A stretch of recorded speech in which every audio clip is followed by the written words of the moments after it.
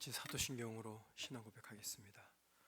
전능하사 천지를 만드신 하나님 아버지를 내가 믿사오며 그 외아들 우리 주 예수 그리스도를 믿사오니 이는 성령으로 잉태하사 동정녀 마리아에게 나시고 본디오 빌라도에게 고난을 받으사 십자가에 못 박혀 죽으시고 장사한 지 사흘 만에 죽은 자 가운데서 다시 살아나시며 하늘에 오르사 전능하신 하나님 우편에 앉아 계시다가 저로서 산자와 죽은 자를 심판으로 오시리라. 성령을 믿사오며 거룩한 공예와 성도가 서로 교통하는 것과 죄를 사하여 주시는 것과 몸이 다해 사는 것과 영원히 사는 것을 믿사옵나이다. 아멘. 찬송가 487장 찬양하십니다.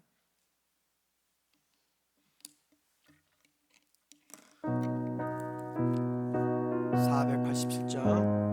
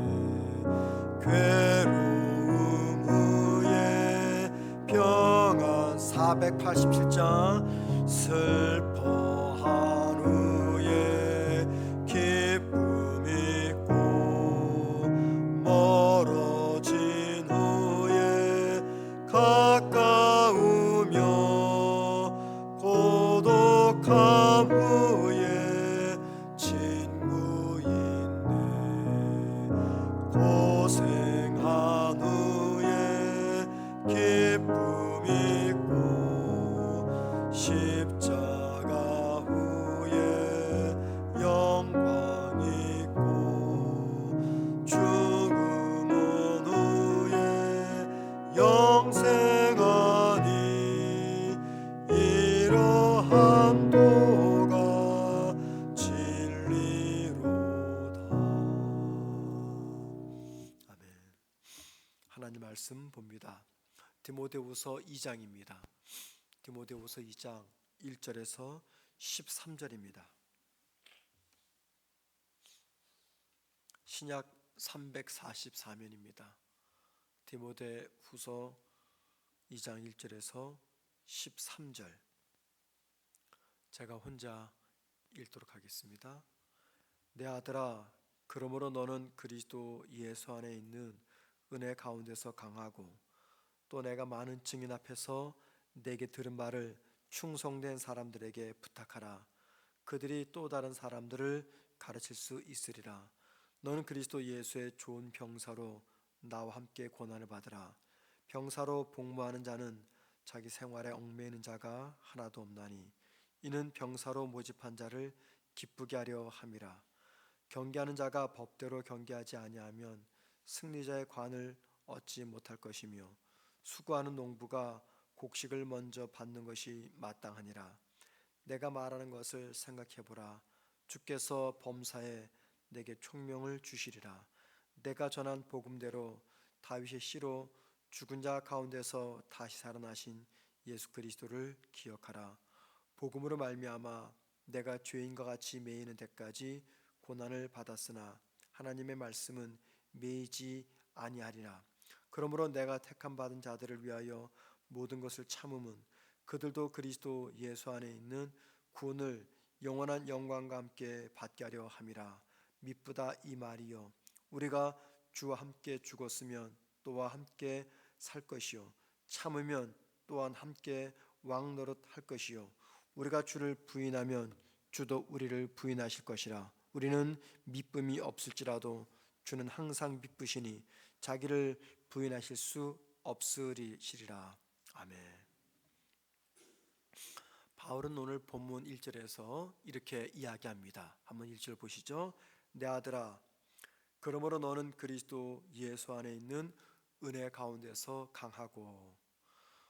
바울에게 목회 지침, 또 성도의 삶을 어떻게 살아야 되는지 계속해서 권면하다가 1절에서 은혜 가운데서 강하고 라고 말합니다.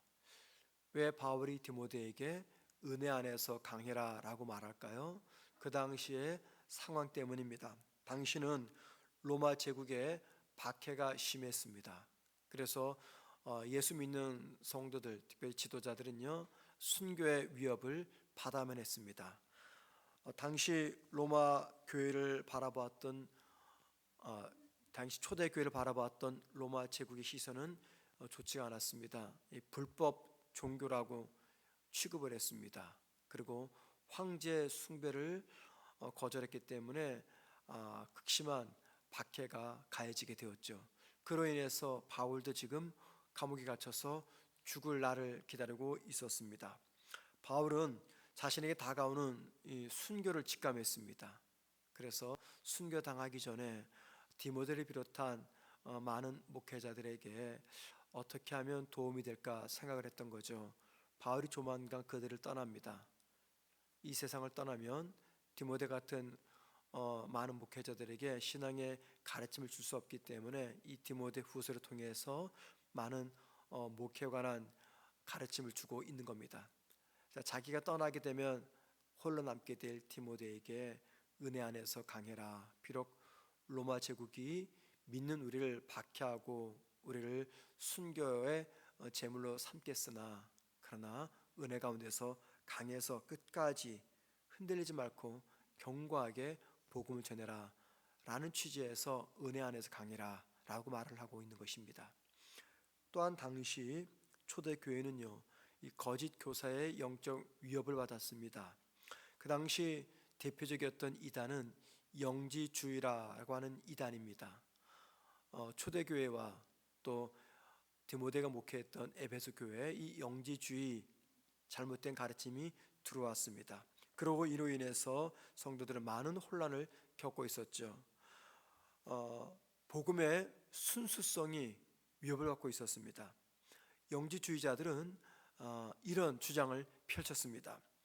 이원론을 강조했습니다. 그래서 영적인 세계는 선하고 물질 세계, 즉 육체는 악하다라고 말했어요.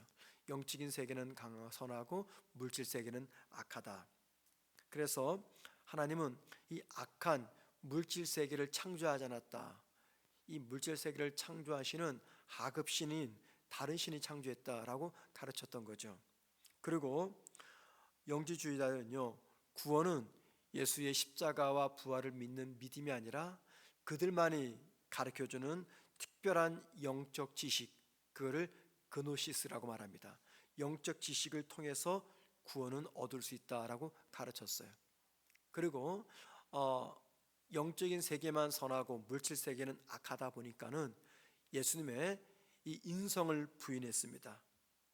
예수님이 인간의 육신의 옷을 입고 이 땅에 오신 것을 부인했습니다. 그래서 이 땅 사람들이 육체를 입은 예수를 본 것은 그건 허용, 가짜이지 진짜가 아니다. 그래서 예수님의 인성을 부정하는 이단적 견해를 가르쳤던 거죠.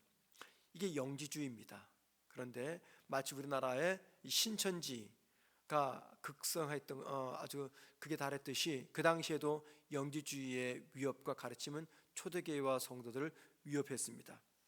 바울은 이러한 영지주의적 가르침을 염두하고 디모데에게 거짓 교사를 경계할 것을 당부했습니다. 그리고 올바른 복음을 가르치라고 권면했어. 그러기 위해서는 은혜 가운데서 강해야 된다라고 말한 거죠. 디모데는 당시 에베소 교회를 목회하고 있었습니다. 그런 디모데에게 바울은 2절에서 이렇게 권면합니다. 2절 보세요. 또 내가 많은 증인 앞에서 내게 들은 바를 충성된 사람들에게 부탁하라. 그들이 또 다른 사람들을 가르칠 수 있으리라. 여러분, 이 2절 말씀, 이 땅에 2000년 전 기독교 복음이 이 땅 전 세계에 퍼지게 된 이유를 말합니다.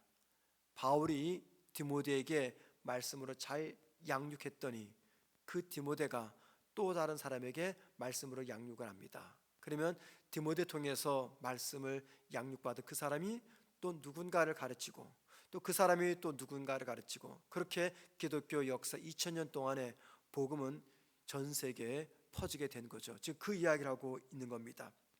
왜 바울이 디모데에게 복음으로 일꾼으로 양육해라 라고 말하는 것입니까? 복음이 디모데 한 사람으로 끝나는 것이 아니라 계속해서 앞으로도 전해져야 되기 때문입니다. 자, 그러면서 바울은 이제 3절과 6절에서 병사, 운동선수, 그리고 농부의 비유를 들어서 디모데가 박해와 이단적 가르침 속에서 어떠한 태도로 복음의 일꾼으로 살아야 되는지를 말씀해 주고 있습니다. 하나의 비유죠. 먼저 3절과 4절 말씀 보면은 이 병사의 비유를 듭니다. 여러분, 군인 혹은 병사는 어떤 사람들입니까? 전쟁 중에 자신의 안위를 돌보지 않습니다. 전쟁이 벌어졌다고 후방에 있는 자기 가족들을 챙기기 위해서 전쟁을 이탈할 사람이 아니죠. 병사들은요, 전쟁 중에도 자신의 안위를 돌보지 않고 오직 사명을 위해서 희생과 헌신을 감당하는 사람들입니다. 바울은 디모데에게 병사처럼 살아야 된다라고 말합니다. 그것은 세상의 염려와 생활의 문제에 얽매이지 말고 병사처럼, 군인처럼 자신에게 맡겨진 임무에 집중해서 끝까지 고난을 견디면서 충성해야 된다라고 권면하는 겁니다. 이게 성도의 자세, 복음 전도자의 자세라는 거죠. 두 번째, 5절 말씀 보면은요, 이 운동선수, 경기자의 비유를 듭니다. 여러분, 운동선수의 특징이 있습니다. 운동 경기에 참여해서 운동 시합을 할 때 반드시 그 경기가 원하는 규칙을 지켜야 됩니다. 규칙을 어기게 되면 아무리 승리해도 승리는 무효 처리가 됩니다.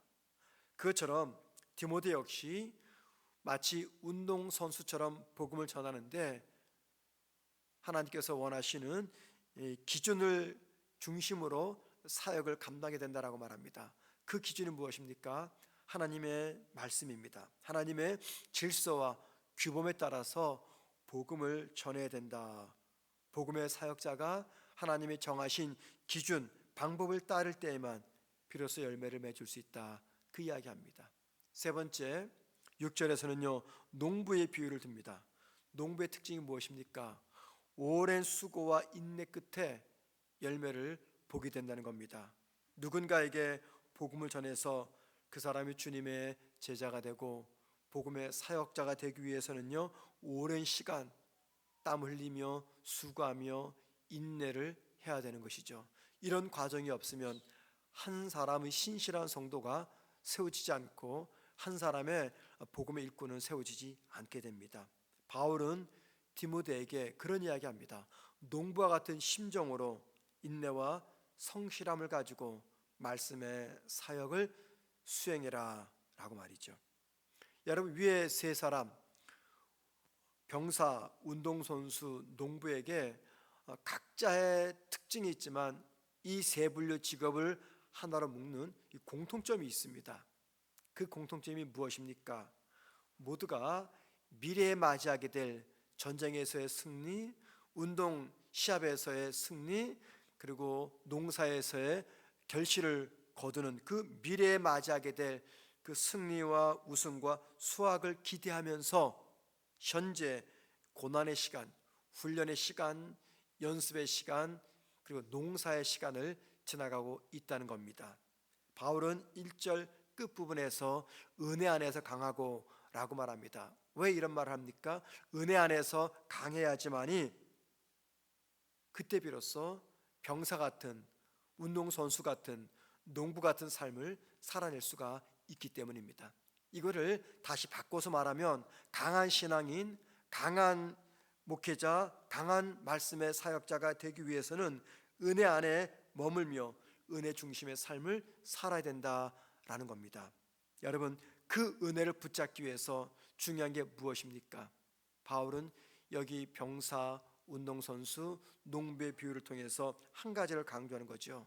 이 은혜를 붙잡기 위해서, 그것은 이 땅에서의 삶을 다 마친 다음에 하나님 나라에서 받게 될 하늘의 상급을 기억하며 바라보는 겁니다. 미래 어느 순간 우리가 받게 될 하나님 나라에서의 상급, 그 상급을 바라볼 때 현재 주어진 고난의 삶을 넉넉히 감당할 수가 있고, 하나님 나라에서 받게 될 상급을 기대할 때 우리는 이 땅에서 병사처럼, 운동선수처럼, 농부처럼 믿음의 길, 사명의 길을 걸어갈 수가 있다라는 겁니다. 그러면서 바울은 10절에서 12절까지 성도가 하늘나라 소망을 바라보아야 됨을 이렇게 말합니다. 자, 10절 말씀 보십니다. 내가 택함 받은 자들을 위하여 모든 것을 참음은 그들도 그리스도 예수 안에 있는 구원을 영원한 영광과 함께 받게 하려 함이라. 단지 구원만을 말하지 않습니다. 구원을 받게 하려 함이라 말하지 않고 영원한 영광을 함께 받게 하려 함이라 라고 말합니다. 구원과 영원한 영광을 함께 받는다. 여기 후자 영원한 영광이 뭡니까? 하나님 나라의 영광을 말하죠. 11절 말씀 보세요. 우리가 주와 함께 죽었으면 또한 함께 살 것이요. 어디에서요? 하나님의 나라에서 부활할 것을 이야기합니다. 세 번째 12절, 참으면 또한 함께 왕노릇할 것이요. 하나님 나라의 상급을 이야기합니다. 이 모든 말씀들은요, 믿는 성도와 복음의 충성스러운 일꾼을 위해서 예비한 하나님 나라의 상급을 말합니다. 이러한 상급을 기억할 때 우리는 은혜 안에 강해서 병사처럼, 운동선수처럼, 농부처럼 현재의 고난을 감당하면서 충성스럽게 믿음의 길, 복음 전도자의 길, 사명의 길을 걸어갈 수가 있다는 겁니다. 그래서 바울은 오늘 2절 첫 부분에서 디모데에게 은혜 안에서 강해라, 은혜를 권면하고 있는 것이죠. 여러분, 성도의 일어섬과 무너짐의 차이가 무엇입니까? 무엇이 우리를 세우고 무엇이 우리를 무너뜨립니까? 무엇이 믿음으로 살게 하고 무엇이 절망하게 만듭니까? 무엇이 고난과 역경과 환난 속에서도 담대하게 서 있게 하고 무엇이 무너지게 합니까? 그 차이는 은혜가 있느냐 은혜가 없느냐, 그 차이입니다. 은혜가 있는 성도, 은혜가 있는 가정, 은혜가 있는 교회는요, 어떤 순간에도 무너지지 않습니다. 약간의 위기는 겪죠. 흔들리죠. 하지만 무너지지 않습니다. 포기하지 않습니다. 아무리 삶이 고난스러워도요, 힘들어도, 현재의 삶에 희망이 보이지 않는 것처럼 느껴져도 은혜 안에 서 있으면 반드시 그 모든 순간들을 이겨냅니다. 이 세상에서 하나님의 은혜보다 더 강한 것은 없습니다. 은혜가 저와 여러분을 오늘도 살려냅니다. 그 은혜를 우리가 어떻게 늘 회상하고 은혜를 붙잡을 수가 있겠습니까? 현재 삶 넘어서 그 언젠가 우리가 만나게 될 그 주님의 영광스러운 모습을 기억하고 그 나라에서 받게 될 영원한 상급을 우리가 집중해서 묵상하고 바라볼 때 이 땅을 살아내게 하는 은혜가 우리에게 주어진다는 것입니다. 여러분, 바울이 디모데에게 이 권면하는 이 말씀은요, 디모데 한 사람만을 위한 말씀이 아닙니다. 오늘도 믿음의 사람으로, 사명의 사람으로, 복음 전도자의 사람으로 살아가는 저와 여러분에게 허락하시는 귀한 하나님의 말씀입니다. 우린 비록 몸을 이 땅에 두고 살아갑니다. 이 세상에서 먹고 사는 문제로 염려하고 걱정합니다. 오늘도 이 먹고 사는 문제로 분명히 걱정하고 근심하며 한숨 쉬며 염려하며 살아가게 될 겁니다. 그러더라도 저와 여러분에게는요, 약속된 하나님의 나라의 영광스러운 상급이 있습니다. 하나님 나라 소망으로 인해서 우리는 이 땅을 더 신실한 믿음의 사람으로 살아갈 수가 있고, 주님께서 맡기신 각자 사명에 최선을 다하면서 살아갈 수가 있는 겁니다. 은혜 안에 강하시기를 주님의 이름으로 축원을 드립니다. 기도하겠습니다. 하나님, 이른 새벽 오늘도 잠을 깨고 힘든 몸이지만 주님 앞에 나왔습니다. 이 시간 편히 잠자리에서 잠을 이루거나 쉴 수 있는 시간임에도 주님 만나기 위해서 나온 우리 귀한 성도들을 주의 의로운 손으로 붙잡아 주옵소서. 오늘 하루를 살아가는 동안에 은혜 안에서 강한 우리가 되게 하여 주옵소서. 그래서 병사 같은 삶, 운동선수 같은 삶, 농부와 같은 삶을 살아내는 오늘 하루가 되게 도와 주옵소서. 우리의 삶을 위협하는 많은 것들이 우리에게 찾아옵니다. 이리저리 흔들리고 낙심하고 절망하면서 무너질 때가 너무나 많습니다. 하나님, 그 순간 은혜를 붙잡게 도와 주시옵소서. 이 땅 넘어 우리의 영원한 소망인 하나님의 나라를 묵상하고 그 나라에서 누리게 될 영광스러운 왕 같은 삶을 기억하고 붙잡는 우리가 되게 하여 주옵소서.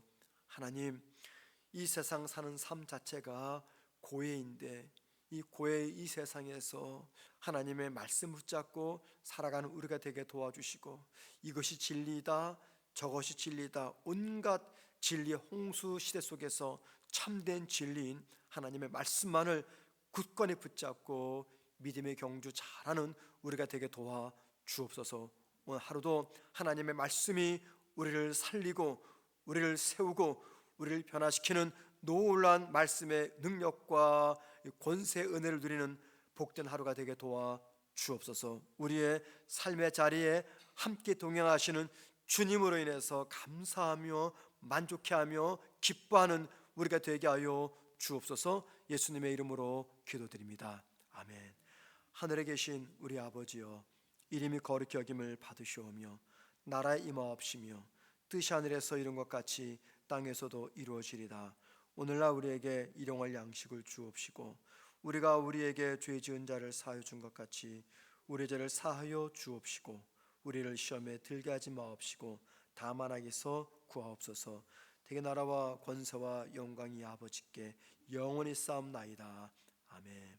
이 시간 기도하실 때 은혜 가운데 강하여 복음에 충성된 사명자의 삶을 살게 하옵소서. 기도하십시다. 은혜 가운데 강하여 복음에 충성된 사명자의 삶을 살게 하옵소서. 두 번째, 하나님 나라의 소망과 영광을 바라보며 오늘의 어려움을 이겨내며 믿음을 지키게 하옵소서. 기도하시고요. 세 번째, 재정적 어려움 없이 교육관 건축을 완공하게 하옵소서. 기도하시고 마지막 추가 기도 제목드립니다. 오늘 수능고사를 보게 됩니다. 우리 교회 고3 재수생학 다 합치면요 적지 않은 숫자가 시험을 치르게 됩니다. 10명 이상인데 여러분들 기도하실 때 우리 그 학생들 오늘 시험 잘 마칠 수 있도록 실수하지 않도록 주의 손으로 붙잡아 달라고 기도하신 다음에 자유롭게 개인 기도하시다가 돌아가십니다. 기도하시겠습니다. 하나님, 주님께서 말씀하신 이 말씀에 따라